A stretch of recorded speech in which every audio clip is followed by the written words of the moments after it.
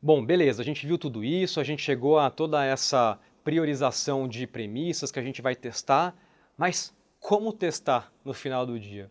Gente, daqui a gente vai trazer um framework básico para um caso de uma plataforma digital e vocês podem adequar conforme a necessidade de vocês. Mas lembrando, gente, que o nosso trabalho como líderes, e é legal a gente reforçar isso, líderes e executivos que pensam com a cabeça de produto, não é acharmos verdades universais. O nosso trabalho é mitigar risco da tomada de decisão. Então, com isso, gente, nós temos duas grandes estratégias para fazer testes básicos das nossas premissas. Um que a gente chama usuário não moderado e as pesquisas de uma pergunta só.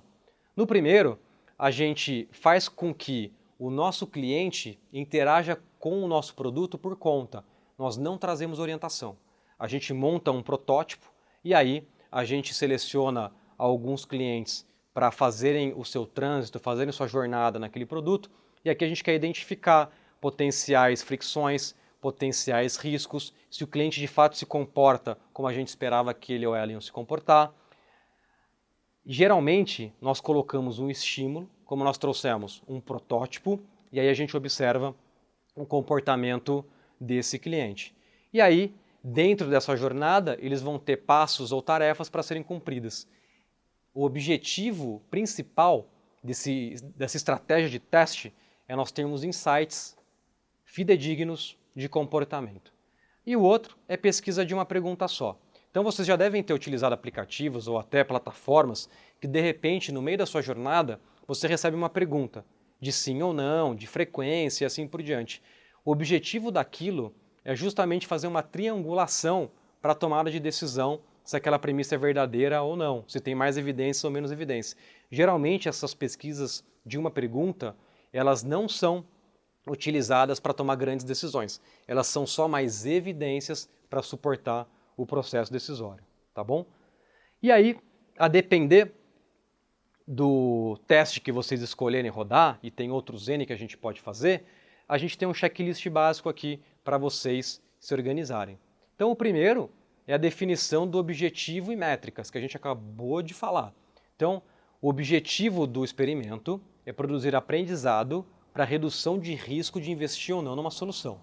A gente não quer mensurar tudo, a gente só quer mensurar aquilo que de fato se conecte com o resultado, essa é a nossa principal bússola, e a gente tem que mensurar o nosso progresso ao encontro dele. Aqui, turma, para a gente aprofundar ainda mais, a gente traz a recomendação de duas leituras.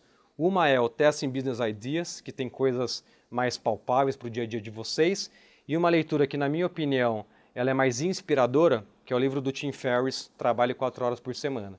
Aqui ele traz vários exemplos de como automatizar alguns desses testes, testes AB e assim por diante. A partir do momento que a gente definiu os objetivos e métricas, a gente entra na seleção do software para ajudar o tratamento e a decisão estatística. Então, para quem é mais letrado em estatística, a gente tem os técnicos, o R, o Stata, e para aqueles não técnicos que vão testar o comportamento do cliente em plataformas digitais, a gente tem o Google Analytics, o A/B Taste, o UX Scan e assim por diante. Aqui o ponto é, gente, não paralisem com a complexidade, isso aqui é um convite para vocês aprenderem e se desenvolverem ainda mais em análise de dados, em conceitos de estatística, entenderem esse tipo de métrica quantitativa, mas aqui movam, tá bom? Sem se preocupar tanto. Terceiro ponto, a gente tem que escolher os passos e as questões, as tarefas que a gente quer simular dentro dos nossos protótipos. E como que a gente faz isso? Essa etapa é tão importante quanto a formulação das questões de pesquisa que a gente vai ter com os nossos clientes. É justamente a etapa que a gente vai buscar montar um framework do nosso experimento em loco.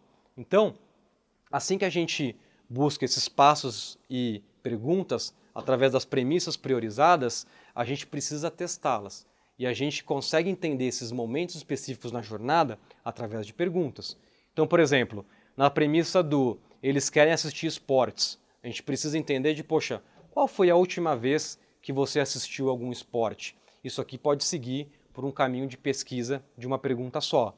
Ou naquela outra premissa do Temos esportes que os usuários querem assistir, aqui a gente pode seguir pelo caminho do teste do usuário não moderado, onde a gente faz um call to action fake, um call to action falso, que vai para um link vazio, mas que a gente captura de fato os links e interesses daquele dado usuário.